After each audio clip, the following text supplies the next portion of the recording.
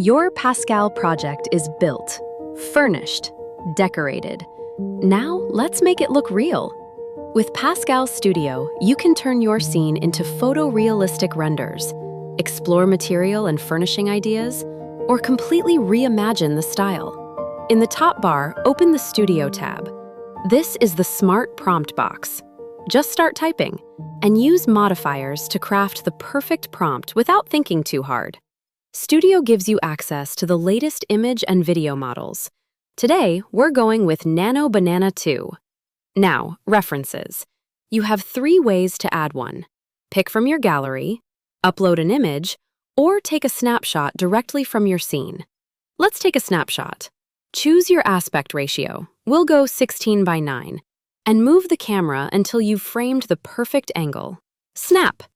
Click the snapshot to expand it, and you can attach a roll to guide the generation. Structure, style, or no roll at all. We'll leave it open. Then set your output, the number of variations, the resolution, and the aspect ratio. The AI credit cost updates live below, so no surprises. Hit Generate. While it's working, click View All to jump into the Studio gallery. And here they are. 3 renders of our house. And honestly, they look great. Let's keep the same prompt, but swap the reference. Remove the old snapshot and take a new one, this time from inside the house. Switch from stacked to solo level mode and take a new snapshot. Then add a second reference, our favorite render from before. Set as a style reference. That's how you keep every generation visually consistent. Start the generation. Now we have 2 points of view of the same home, which means we can make a video. Switch to video and pick a multi-reference model.